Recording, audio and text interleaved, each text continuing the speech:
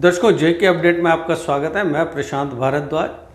क्या कांग्रेस छोड़ने के बाद गुलाम नबी आज़ाद जम्मू कश्मीर की सियासत में नई धुरी बन सकते हैं? क्या नई पार्टी बनाने से घाटी का पूरा सिनेरियो बदल जाएगा? क्या उनकी नई पार्टी बीजेपी के लिए उम्मीद की किरण बन सकती है? क्या डिलिमिटेशन के बाद इस बार सत्ता की चाबी गुलाम नबी आज़ाद के हाथ में रहेगी? ये तमाम सवाल गुलाम नबी आज़ाद के कांग्रेस से इस्तीफा देकर जम्मू कश्मीर में नई पार्टी बनाने के ऐलान से उठ रहे हैं। आज़ाद ने अपने सियासी सफ़र की शुरुआत जम्मू कश्मीर से ही की थी।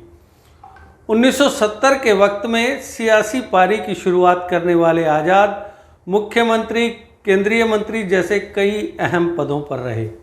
दिवंगत पूर्व प्रधानमंत्री इंदिरा गांधी के छोटे पुत्र संजय गांधी के करीबियों में शुमार माने जाने वाले आज़ाद 1975 से लेकर 1977 तक जम्मू कश्मीर यूथ कांग्रेस कमेटी के प्रेसिडेंट रहे।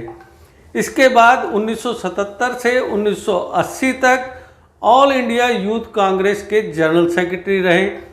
1980 में वह इंडियन यूथ कांग्रेस के नेशनल प्रेसिडेंट बने।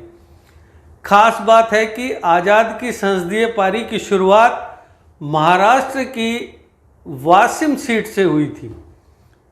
वह कांग्रेस की सरकार में डिप्टी मिनिस्टर भी रहे। गुलाम नबी आज़ाद की जम्मू कश्मीर में नई पार्टी बनाने की टाइमिंग अहम है। आर्टिकल 370 हटाने के बाद पहली बार विधानसभा चुनाव कुछ महीने बाद होने वाले हैं। सालों बाद डिलिमिटेशन भी हुआ है, वोटर लिस्ट भी तैयार किए जा रही हैं। जम्मू कश्मीर में तमाम पुरानी पार्टियां संघर्ष के दौर से गुजर रही हैं। अगर आज़ाद के पक्ष की बातें की जाएं तो गुलाम नबी आज़ाद जम्मू कश्मीर के उन विरले नेताओं में से हैं जिनकी स्वीकार्यता घाटी से लेकर दिल्ली तक है। उनके तमाम पक्षों से सकारात्मक संबंध रहे हैं। अलगाव विरोधी मुस्लिमों की पहली पसंद रहे हैं। वह जम्मू में भी विस्तार कर सकते हैं। हिंदू समुदाय भी उन्हें वोट देता है। आज़ाद चुनाव के बाद बीजेपी या किसी दूसरे दल से गठबंधन का ऑप्शन खुला रख सकते हैं। उनकी अगुवाई में कांग्रेस ने 2005 में आखिरी बार बेहतर प्रदर्शन किया था और विधानसभा चुनाव में 21 सीटों पर जीत हासिल की थी। 2005 से 2008 के बीच बतौर सीएम उनके कार्यकाल में अमूमन शांति थी और विकास की एक नई बयार उनकी अगुवाई में बही थी।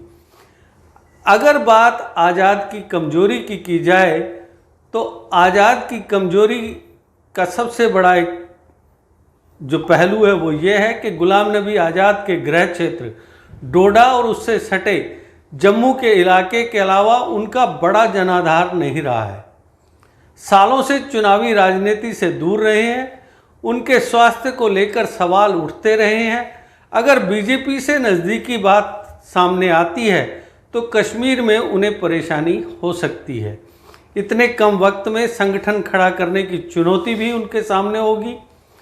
अगर संभावनाओं की बात की जाए तो आर्टिकल 370 हटने के बाद जम्मू कश्मीर की सियासत, खासकर घाटी में सियासत अस्थिर रही है।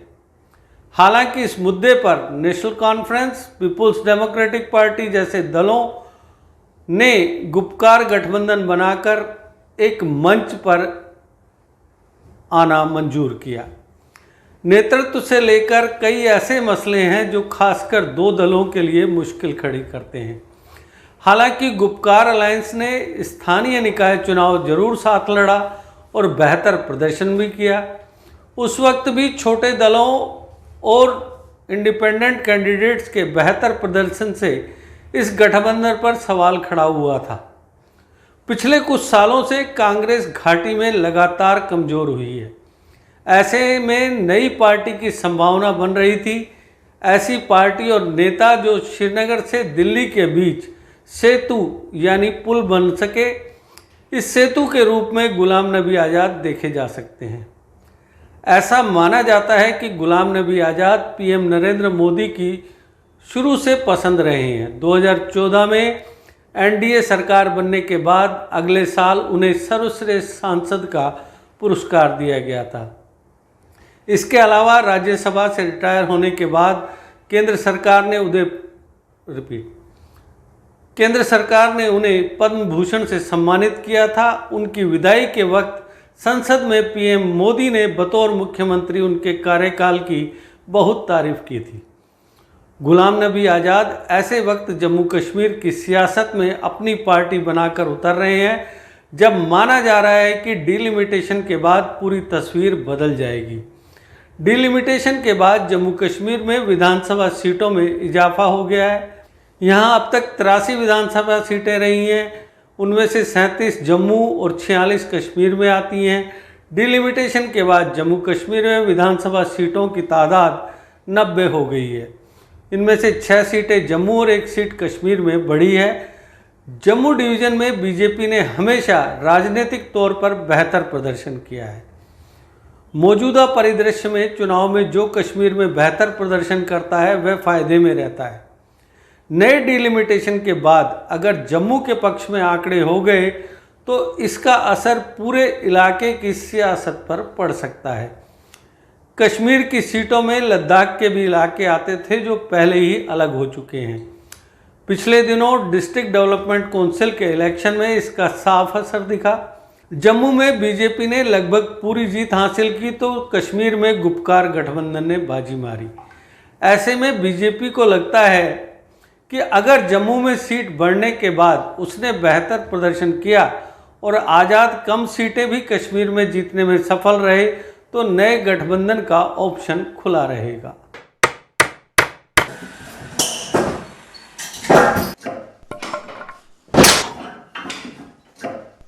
क्या बात है मिस्त्री, बड़ा परेशान लग रहा है। क्या बताएं बाबूजी, कई कंपनियों के कील लाए पर सभी के सभी टेढ़े हो जा रहे हैं। इन कीलों ने तो परेशान कर दिया है। परेशानी दूर करनी है तो आरके इंडस्ट्रीज के स्ट्राइक ब्रांड के कील और कब्जे ही उपयोग करो जो देते हैं मजबूती की गारंटी। तो चले फिर स्ट्राइक ब्रांड के कील ले लें। बिल्कुल, चलो। स्ट्राइक ब्रांड लगाओगे तो मजबूती पाओगे और परेशानी को भी भगाओगे।